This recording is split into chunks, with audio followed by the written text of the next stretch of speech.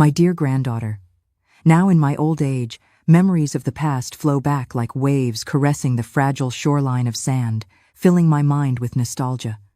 Having lived 80 years, I still sometimes see myself as that 23-year-old girl standing motionless in the funeral home, holding my 1-year-old son in my arms, watching 3 orphan children who had just lost their parents. The scent of funeral flowers still lingers in my mind, like a sorrowful musical note that cannot be erased with time. Life sometimes resembles a field after a storm devastated, yet still containing surviving seeds, waiting for the day to sprout. People often say that time heals all wounds, but my true story is not about waiting for wounds to heal. It's about learning to live with the scars, about finding beauty in an imperfect life. About the promise I kept to Celeste, I will take care of the children, a promise I never imagined I would have to fulfill so soon. Now, as I look back on my life's journey, I wonder if the secret I've kept all these years should be revealed. The choices I made, the tears I shed, and the love lost and found, all pieces of a life that I sometimes still can't believe is my own. You know, when I look back at those difficult times, I sometimes can't believe I actually made it through. It was the early 1980s, and I was so youngly 23 when I suddenly became the mother of 4 children. Nothing about it was easy. I still remember that day vividly, the community memorial service for Celeste and Robert Johnson. My God, it was a horrible day. Seeing Lily, David, and Iris so helpless, so lost, staring at their parents' coffins shattered my heart into 1,000 pieces. And there I was, holding Kyle in my arms. She had just turned 1, trying to comfort those 3 children who had, in an instant, become orphans. That day, it felt like the whole world was collapsing around me. How was I, a girl so young, supposed to care for 4 children? But a promise is a promise, isn't it? I had sworn to Celeste that if anything ever happened, I would look after her kids. I just never imagined that day would come so soon. It was difficult, very difficult. But looking back now, with all these years behind me, I see it was the beginning of a journey that completely changed my life. Who would have thought that frightened young woman would become the person I am today? This is the true story of how I faced the greatest challenge of my life. How I learned to be a mother overnight. The death of Celeste and Robert is a memory that still hurts, even after so many years. It was so sudden, so unfair, so terrible. It was a Saturday night. Celeste and Robert had gone to Portland for a party. It was their wedding anniversary, you know. Something rare. They almost never went out like that. The children stayed with Ted and me, as we always did when they needed us. I remember it was raining heavily that night. We even commented that it was good they had left the children behind because the weather wasn't good for traveling. It was Sunday morning when we found out. A neighbor came running, knocking at our door. He was breathless, with an expression I'll never forget. He said there had been a terrible accident on the highway connecting the 2 cities. The bus Celeste and Robert were returning on had been involved in an accident with a truck. The heavy rain, the slippery road, it was a tragedy. The bus overturned. Many people died. Celeste and Robert were among the victims. I was paralyzed. I couldn't believe it. Celeste and Robert, so full of life, so young, how could they be gone like that, along with so many others? The worst part was having to tell the children. How do you explain to 3 little ones that their parents would never come back? Lily, the oldest, understood right away. I'll never forget that look in her eyes. David and Iris were too young to understand, but they sensed something terrible had happened. In the days that followed, it was like living in a nightmare. The community memorial service, so many coffins, so much grief among the families present. Honestly, I found myself doubting my faith, doubting God. I couldn't understand how such a terrible thing could have happened. And amid all this, the realization that those 3 children now depended on me. You know, sometimes I think if it had just been a small accident, perhaps it would have been easier to accept. But for it to be such a large tragedy, involving so many people, and especially on a night that should have been a celebration, that made it all even harder to understand. Celeste and Robert were so good, so dedicated to their children. They had so many plans, so many, Everything ended on a rainy highway, along with the lives of so many others. But life goes on, doesn't it? As difficult as it might be, I had made a promise. So I swallowed my tears and prepared to care for those children as if they were my own, because from that moment on they were. Without waiting for Ted's approval, I began gathering documents. Back then, it wasn't easy for a woman to make decisions without her husband's endorsement, but I was determined. The custody authorities surprisingly accepted my request. Perhaps they saw in my eyes the same love Celeste had for her children. Our apartment, which before had seemed like a palace for the three of us, suddenly became cramped with 6 people. It was as if the walls were closing in on us. Ted, my Ted, whom I had expected to be my safe harbor, began to become a stranger in our own home. "Why do we have to take care of all of them? There are many families wanting children, you know," he would shout, his voice echoing through the thin walls. "Why won't you listen to me? Don't I have a say in this?" I couldn't understand how he could be so insensitive. "This is not up for discussion," I would respond, my heart heavy. Celeste was like a sister to me. "If they go up for adoption, they'll be separated. Didn't you hear Dr. Castle?" While Celeste and Robert would always argue and then make up passionately, Ted and I were more silent in our disagreements. Sometimes I felt as if we were 2 strangers living under the same roof. Friends, after hearing this complicated piece of my story, I want to know your opinion. What would you have done in my place? Would you have adopted the orphaned children, keeping the promise made to your friends? Or would you have given them up for adoption to be separated, as my husband wanted? Leave in the comments what you would do and why. I'm curious to know what you think. I promise I'll read them all and give a little heart. Ted always said he didn't want to work for others. He would do business here and there, buying cheap merchandise and selling it for more. With time, he started renting a truck and doing delivery jobs. He even had his own office, a small room where he'd disappear for days and nights, claiming to be planning some big deal. But in truth, his ideas never amounted to anything. Money was always a problem in our house. I received a pension for the children, and that's what we lived on. In the beginning, I also managed to rent out the apartment my friends had lived in with their children. After their deaths, that apartment was paid off instantly.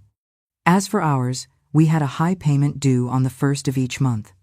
The truth is, Ted was against having Celeste's children in the house, but that changed when he saw the first payment.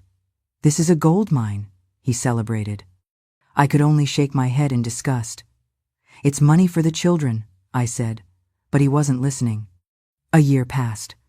Lily, the oldest at 14, looked at me with suspicion at first, thinking I was trying to replace her mother. But with time, she realized that wasn't the case. We began to grow closer, and she started to tell me her problems and concerns. Not to mention that she was very helpful. I never asked, but she always tried to keep everything clean just the way I liked it. I really appreciated that. The money was never enough. Ted began to come home less and less, always with the excuse of work. I dedicated myself entirely to the children, but I wanted to give them more. That's when I started looking for a part-time job. One day, Mrs. Olivia Parker, our elderly neighbor, gave me an unusual suggestion. "Why don't you try working as a housekeeper?" she said. I was confused, but she explained it was a decent cleaning and organizing service, mainly for young rich people who had money but no time. Mrs. Parker would introduce me to her longtime friend, Joan Smith, who had references and many connections for me. At first I hesitated, but then I thought of Lily, who dreamed of having a personal computer to do her schoolwork. Back then, having a computer at home was a luxury, but it would make all the difference in her studies. I thought of David and Iris, who deserved new clothes and books for school. And I thought of my little Kyle, who was growing so fast and needed so many things. My first day of work was exhausting but rewarding. I returned home at night with enough money for a special dinner and some small treats, though not yet enough for the computer Lily wanted. "Where's Uncle Ted?" David asked as we sat at the table. I felt a pang in my heart. "I don't know, David. Probably working late." The truth is, he wasn't making our lives any easier. Lily, always attentive, must have noticed something in my expression. She quickly changed the subject, asking about my day. As I told her about my new job, I saw a glimmer of pride in her eyes. At that moment, despite all the difficulties, I felt truly blessed. That night, looking at those 4 children, Celeste's children, and my little Kylie, felt a mixture of love, fear, and determination. I didn't know what the future held for us, but I knew that somehow we would make it work. For them, for Celeste, for me. Days turned into weeks, and weeks into months. Each day brought new challenges but also small victories. My work as a housekeeper, though tiring, began to bring financial relief that we hadn't felt in a long time. I remember one particular afternoon when I returned home after cleaning a young couple's apartment. I found Lily sitting at the kitchen table, bent over her school books. The house was spotless, and all her siblings were asleep. I was so proud of her, poor thing, forced by life to become a woman before her time. "Aunt Eleanor," she said, looking up. Even after so much time, the children still called me Aunt. I didn't mind. The love was there, regardless of the title. "Do you think I'll ever be able to have a personal computer?" Her hopeful look broke my heart. "One day, dear," I promised, silently praying I could keep that promise. That night, when Ted finally appeared, I tried to talk to him about our situation. "Ted," I began as he served himself a plate of food at the stove, "we need to talk about the children, about our life." He barely looked up. "Not now, Eleanor. I'm tired." I felt frustration growing inside me. "And I'm not tired? Taking care of 4 children? Working as a housekeeper?" "I didn't ask for this," he exploded, slamming his fist on the table. "You decided to bring those children here. You decided to work. I'm doing what I can." "Oh, my friends, that time was difficult, you know. I remember like it was yesterday." His words hit me like a slap in the face. It was there, at that moment, that I saw the man I had married, made vows to in church and everything, was disappearing before my eyes. Money, it was nothing. I was taking care of everything. Occasionally, he would bring a small bag of bread, cheese, milk, but only because he wanted to have coffee. Then the rest was up to me. You know how it was? When he wanted to date me, he turned into sweetness, all lovable, bringing gifts. But after he got what he wanted, he became distant, harsh. And I, foolish as I was, still wanted to make things work for us. I accepted it all, even knowing deep down that I would regret it later. We do such things when we're young, don't we? Look, it wasn't easy. Sometimes I wonder how I endured it for so long. But you know how it was back then. We thought differently. We thought it was our duty as wives to endure. It never crossed my mind that I could separate from him. I thought I was condemned to live with him forever, no matter what he did. These days, I see it's not like that. But back then, back then was a different story. There was no talk of depression or psychologists. It was just, hold your head up and carry on. Mrs. Parker was the one who stayed with the children when I went to work as a housekeeper. It was invaluable help. Without her, I don't know how I would have managed to work and take care of the children at the same time. It was an extra expense, true, but it was essential. "Aunt Eleanor," David called, getting up from the table one evening. "Look what I made at school." He showed me a colorful drawing of a big family, all holding hands. "It's beautiful, dear," I said, swallowing the lump in my throat. "It's all of us," he said proudly. "Yes, you, me, Lily, Iris, Kyle, and even Uncle Ted." At that moment, looking at that drawing and at the children around me, I made a decision. No matter what Ted thought or did, these children were my responsibility now. I would do everything to give them the love and stability they deserved. At night, after Kyle was asleep and the children had finished their homework, I sat with Lily and talked about her dreams for the future. She wanted to be a teacher, she said. I promised myself I would do everything to help her realize that dream. Well, on an autumn afternoon, I had just left work. Exhausted as always, but with a heart a little lighter for having saved some extra money. I was thinking about buying a new notebook for Lily when I saw that young man on the sidewalk. At first, I thought he was a homeless person, but it was hard to tell for sure. At that time, youth fashion was already changing, and many dressed as if they lived on the streets. He had a worn-out guitar in his hands. "Hi, would you like me to play for you?" the stranger asked. I smiled, embarrassed. Sorry, I don't have money. I don't either, he replied with a charming smile. But that's not what I asked. His blue eyes made me forget everything for a moment. He was incredibly handsome, with curly blonde hair.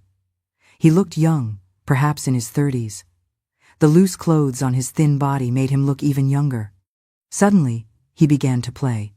My heart nearly stopped when I recognized the melodiet was my favorite song, the one Celeste and I used to sing together when we were young. Why did you choose that song? I asked after he finished, my voice trembling a little. He smiled. It's just my favorite. You're very talented, I said, looking at my watch and realizing I needed to hurry. I thanked the musician, said goodbye, and continued on my way, my heart beating a little faster. I arrived at Ted's office with a mixture of anxiety and determination. For weeks, he had been saying he was working late there, but something didn't smell right. When I turned the doorknob, I heard a voice behind me. Are you here to see someone? It was the building's security guard. This used to be my husband's office, I explained. The man frowned. This office hasn't been rented for months. The cleaner uses this room as storage. My heart sank. He opened the door, and I saw a familiar room, the same wallpaper, the same table and chair with a broken table lamp, but now it was apparently the janitor's private office. I thanked the security guard and hurried to the bus stop, my heart heavy. I didn't follow the same path so as not to meet the handsome musician again. I didn't want him to see me upset. I returned home, my heart heavy with the day's discoveries. Mrs. Parker was there as always, taking care of the children. Kyle ran to me as soon as I entered, his little arms outstretched, asking to be picked up. The usual routine began, helping with homework, preparing dinner, listening about everyone's day. Lily, always attentive, noticed something was wrong. Aunt Eleanor, she said, approaching me in the kitchen, let me finish preparing dinner, you look tired. I looked at her, surprised and touched by her consideration. At 14, Lily was becoming a young woman, so similar to Celeste in so many ways. Thank you, dear, I replied, feeling tears forming in my eyes. But don't worry, I can manage. She gently insisted, moving me away from the stove. Please, Aunt, go rest a bit. I'll take care of things here. I could barely sleep that night. Determined, I got up and decided to unravel the mystery of Ted. Oh, my dears, that day I'll never forget. It was as if the world had turned upside down. After discovering that Ted's office had been closed for months, I decided to follow him.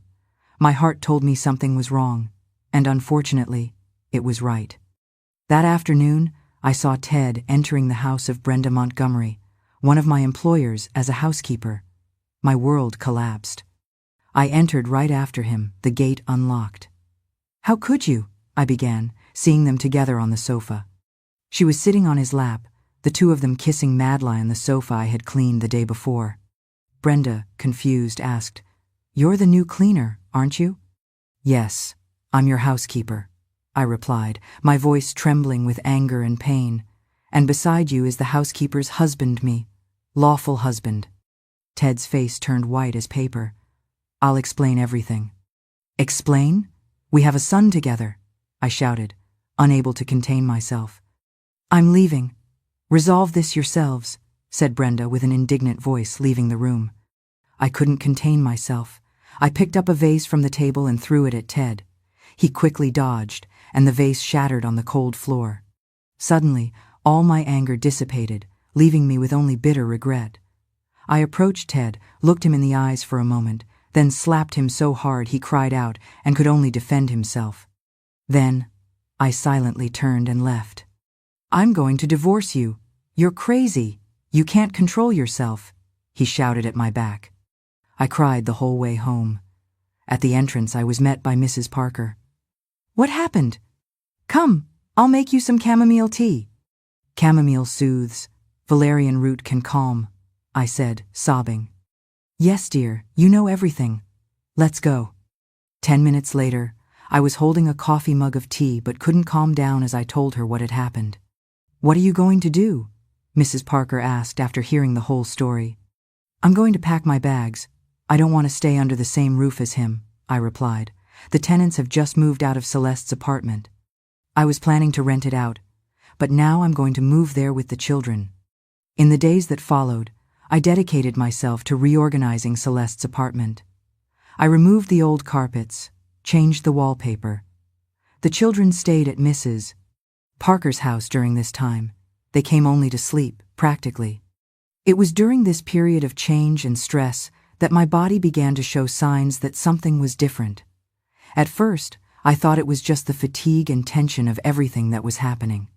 The dizziness came and went, sometimes so strong that I had to hold onto the wall to avoid falling.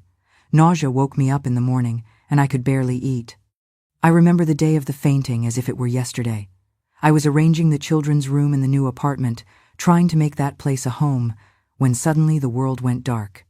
I woke up with Lily holding my hand, her eyes full of concern. "Aunt Eleanor, the ambulance is coming," she said, her voice trembling. In the hospital, lying on that cold stretcher, I heard the words that changed everything. "Congratulations, ma'am, you're pregnant." The doctor smiled, but I felt as if the ground had disappeared beneath my feet. Pregnant? Now, with everything that was happening? God, what an absurdity, with everything that was happening. How can someone go through so many trials? I wondered, tears streaming down my face. Ted's betrayal was still an open wound, and now this. The decision to have the baby wasn't easy. I spent sleepless nights thinking about what to do, how I could take care of another child. But then I would look at Kyle, at Celeste's children, and I knew I couldn't give up on this life growing inside me. When I told the children, I saw a mixture of emotions on their faces: joy, confusion, concern. Lily, my dear Lily, was the first to hug me. "We'll take care of this baby together, Aunt," she said, and at that moment, I felt that maybe, just maybe, we could make this work. But life had other plans. The excessive work, the constant worry, the stress of dealing with everything alone, my body couldn't take it. The bleeding started on an ordinary afternoon when I was cleaning a client's house. The pain was unbearable, and I knew in the depths of my heart that something terrible was happening. Back to the hospital, this time not to hear good news, but to receive the news that shattered my heart. "I'm sorry, ma'am, you've lost the baby." The doctor's words echoed in my head as I stared fixedly at the white, sterile wall of the hospital room. At that moment, lying in that bed, feeling more alone than ever, I realized that my life had changed irrevocably. Ted's betrayal, the loss of the baby, the responsibility for the children, it was such a heavy weight that I could barely breathe. The days in the hospital seemed endless. I was lost in my thoughts, crying day and night. Lily visited me every day until the doctor finally said I could go home. "Don't worry, Aunt," Lily told me, her voice soft but firm. "I've already told everyone that there won't be a baby. You don't need to say anything to anyone." When I confided in her about Ted's betrayal, his refusal to help, and his cruel words about the baby, I saw anger shining in her eyes. "It's all Ted's fault," she said, clenching her fists. "He's an idiot." I was surprised by her words, since I had never heard her speak that way. But I was proud. It was proof of her love and support for me. "Thank you, Lily," I replied, feeling the tears come back. I would have cried if I had to tell them personally. They were so excited about the news of a little brother or sister. Lily held my hand. "What matters is that you're okay now, Aunt Eleanor. You can have children someday, but with a normal man, not with that traitor."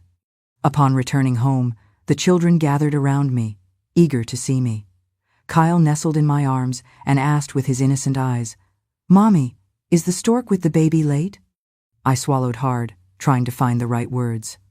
"Yes, my love," I replied sadly. "It turns out he wanted to take the baby to someone else instead of us. They don't have children, you know. He said they needed the baby first, that they would be happy, and then they would bring it to us. Is that okay with you? Are you upset?" Kyle thought for a moment and then smiled. "No, Mommy, I'm not upset." I sighed, relieved and a little sad at the same time. In the days that followed, I had to pull myself together and go back to work. I was hired by other wealthy families, performing various tasks almost every day. The salary was decent, and there were benefits for the children. Gradually, life was returning to normal. It was on one of those afternoons, returning from work, that I ran into that street musician playing his guitar again, He was playing a melody, and people were throwing money into his guitar case.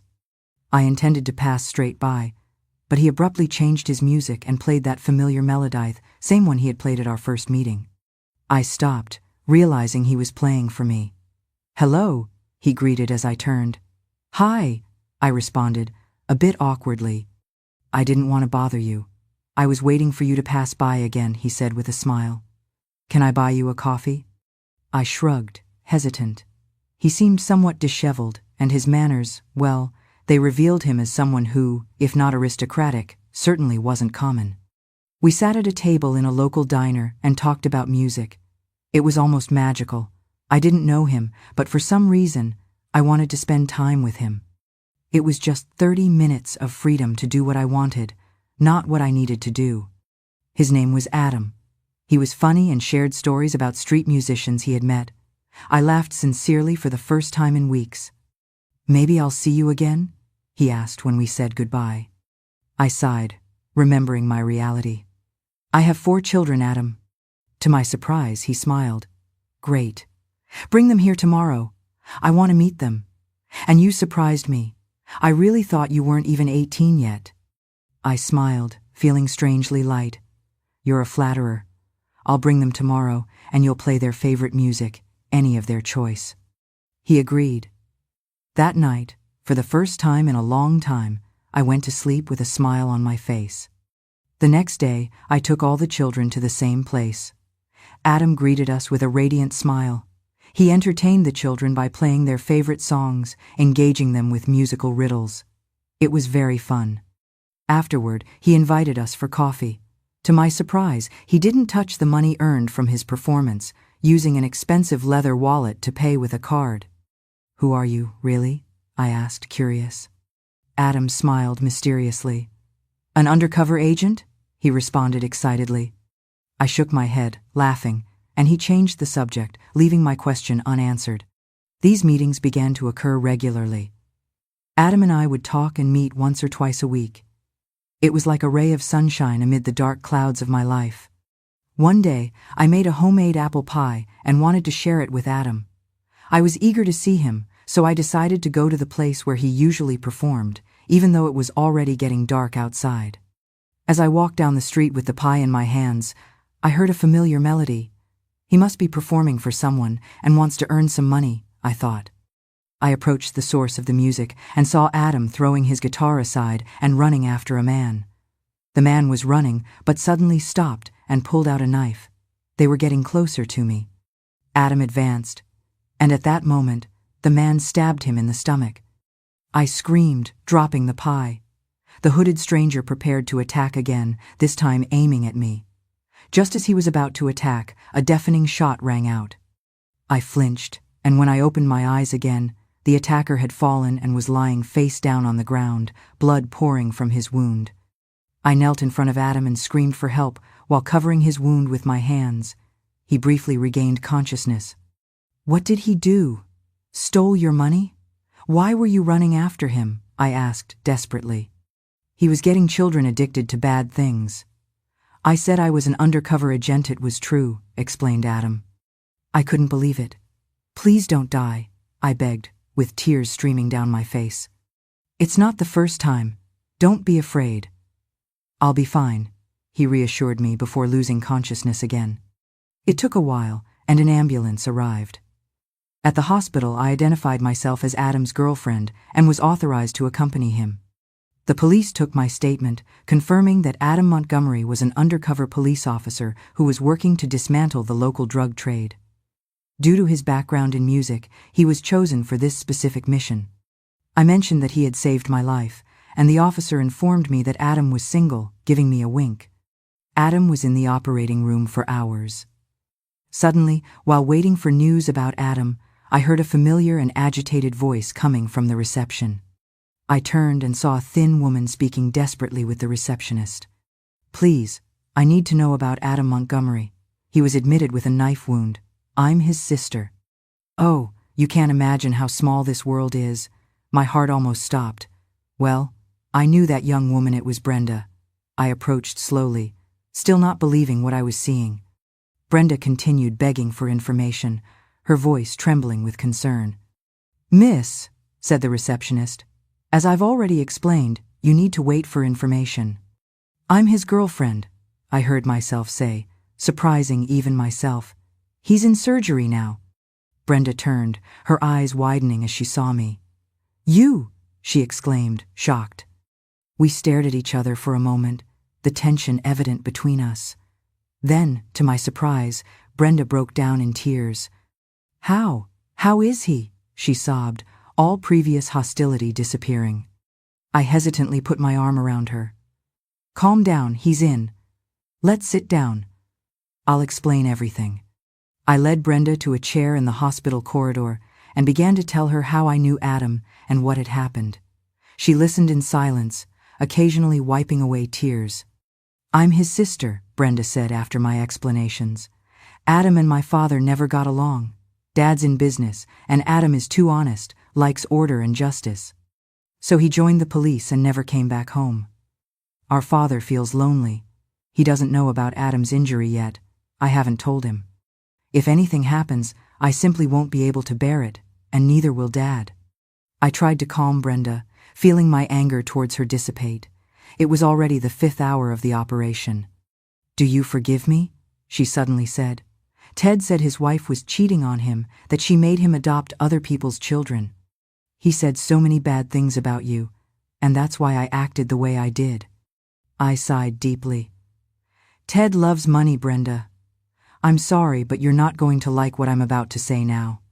I told her how Ted didn't like to work, how he didn't want to accept his best friend's children, but lived off their allowance. The young woman listened in silence. "I had a failed romance before Ted, and then I simply lost my head," she confessed carefully. "No, I'm not stupid, and I realized he cared about my position, but I was really desperate at that time. The fact that he was married didn't bother me. I mean, he said you weren't living as husband and wife anymore. At the time I caused the scene at your house, I was pregnant. I hadn't been with any other man except him." Brenda's eyes widened in shock. At that moment, I realized our lives were more intertwined than we could ever have imagined. And there, in that hospital corridor, while we waited for news about Adam, I felt something changing not just in our lives but in myself. As we talked, we discovered the absurdities that Ted was up to with his double or triple life. Who knows what that man was plotting.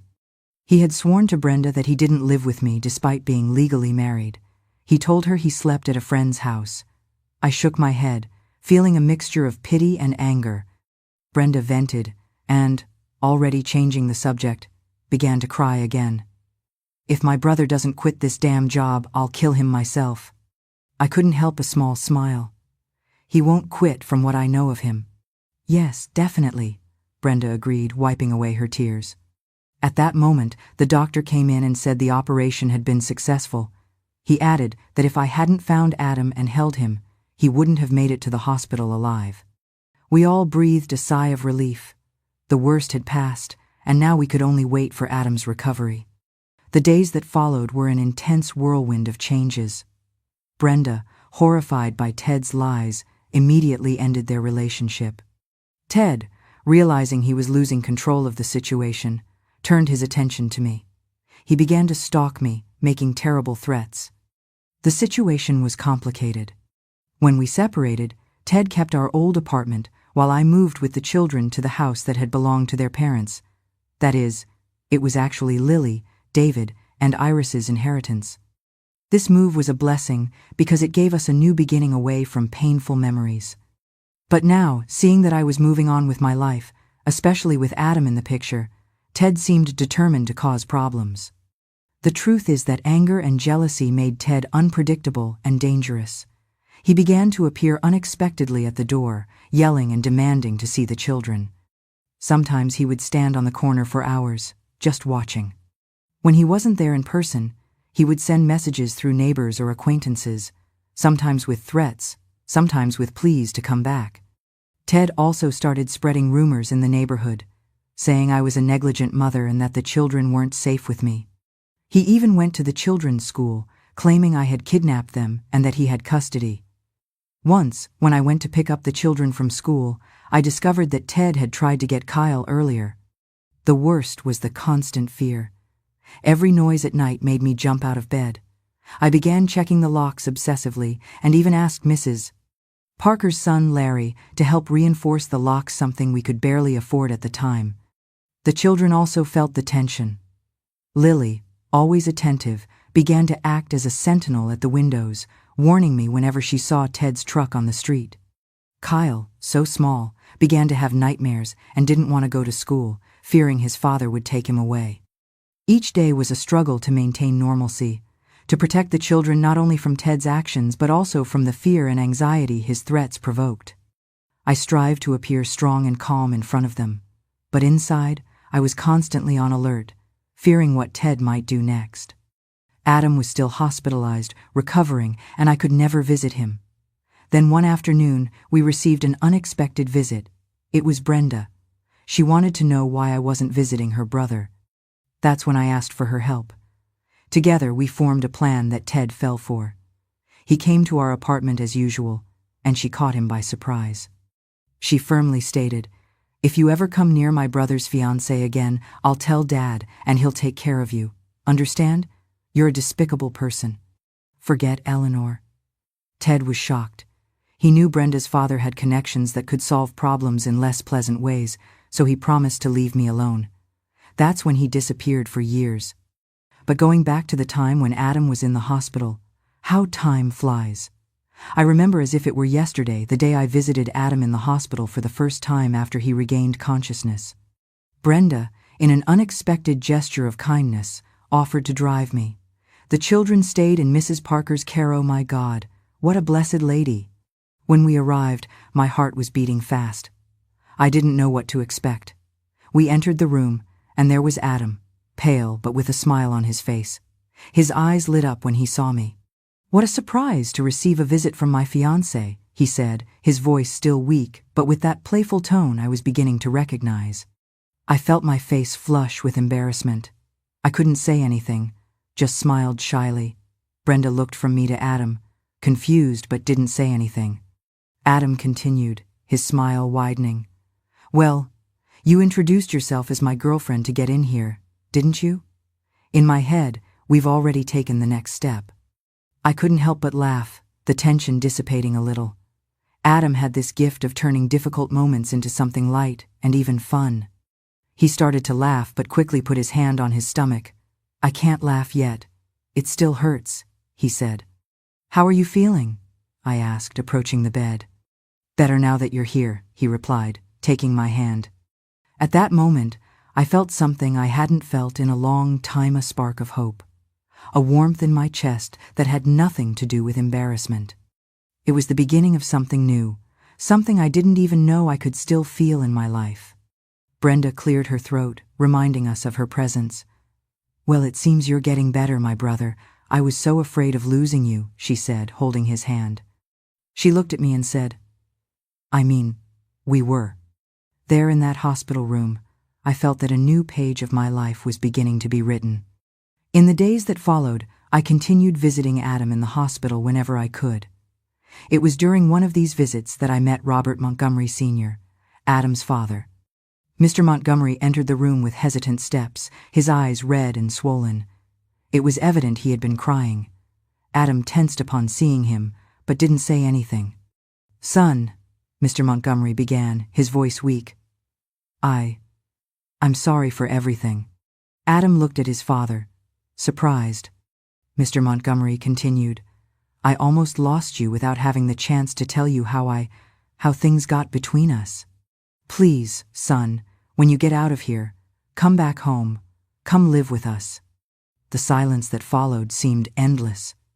I felt like an intruder witnessing such an intimate moment between father and son. I was about to withdraw when Adam spoke. "Dad, Robert interrupted. "I know I don't deserve it, but I'm begging for a chance to fix things." Adam looked at me as if seeking my opinion. I gave a small, encouraging smile. He turned to his father and, after a long sigh, said, "All right, Dad. When I get out of here, I'll come back home, but I have one condition." Mr. Montgomery let out a sob of relief, nodding yes, and carefully embraced his son, mindful of the wounds. It was a moving scene, father and son reconciling after so long. When Mr. Montgomery pulled away, he noticed my presence for the first time.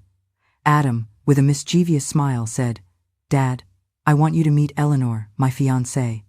But the situation was that, between us, not even a kiss had happened, yet he was determined to claim me as his, Mr. Montgomery widened his eyes in surprise, then gave me a warm welcome. "Fiancé? Well, it seems I have a lot to catch up on. Welcome to the family, my daughter." When Adam was discharged from the hospital, he kept his promise and returned to his father's house as agreed. According to him, he made a deal with his father about helping with a police investigation, and his father said he would do whatever his son asked. Adam wanted to tell me everything, but I preferred not to know since I was considering my father-in-law a good man and didn't want to ruin this image, if you understand what I mean. All I know is it had to do with tax evasion. Well, I helped him with the move, and it was on that day that we finally were alone for the first time. The moment was, let's say, special, magical even. When Adam pulled me close and kissed me, I felt my heart racing as if I were a teenager experiencing her first love. It was a sensation I thought I would never feel again in my life. There in his arms, all the weight of the past years seemed to dissipate. In the days and weeks that followed, our relationship blossomed quickly. Adam had a way of making me feel young and alive again. Each meeting, each conversation, each moment together was precious. I found myself counting the hours until I could see him again, anxious like a schoolgirl. Robert Sr., Adam's father, seemed determined to make up for the years of distance. He welcomed not only his son but me and the children as well. It was as if suddenly our family had expanded. It wasn't long before Adam proposed to me. It was on a quiet afternoon as we walked in the park with the children. He knelt right there in front of everyone with a simple ring but full of meaning. The children shouted with joy, and I simply couldn't refuse. Mr. Montgomery, upon hearing the news, was exultant, wanting to make amends once and for all and show his support. He insisted on organizing a big wedding for us. At first, I was embarrassed by the idea. After all, I was already a woman of 26, divorced, and with 4 children. But Adam and Robert were so excited that I ended up giving in. Seeing Adam with the children, the way he treated them as if they were his own, only reinforced that I had made the right decision. Lily, always so protective, gave her silent approval. David was fascinated to have a police officer as a father. Iris and Kyle simply adored the attention and affection Adam gave them. As the preparations for the wedding took place, I found myself smiling alone several times a day. It was as if after so much storm, the sun was finally shining in our lives. Adam brought a joy that I didn't know was still possible to feel. As for Brenda and me, we became as close as sisters. She was certainly a bit eccentric and spoiled, but I could easily live with that. At that time, we were living in a beautiful house where Lily had her own study corner, the one she had always dreamed of, along with her very first personal computer. Just imagine how happy that young girl was. We even had a spacious yard for the children to play in, a far cry from the cramped little apartment we used to live in that felt more like a closed-in box. Then came our greatest blessing, the birth of Natalie Montgomery, and 2 years later, the arrival of Anna Claire Montgomery. Now, at the age of 76, as I look back, I clearly see one thing. Life never goes exactly as planned. I've gone through pain so deep I thought I'd never recover, but then came unexpected joy sweeter than anything I had ever dared to dream. The children Lily, David, Iris, Kyle, Natalie, and Anna Claire grew up strong, full of love, and that's something I'm grateful for every single day. I've learned that no matter how life turns and twists, as long as we hold on to love, perseverance, and above all, faith in God, there's nothing we can't overcome. Never believe it's all over sometimes. The most beautiful things come after the darkest days. If my story warmed your heart or gave you a bit of hope, hit that subscribe button to keep following along with me. And remember, sometimes, all life needs is a little patience, and it will change.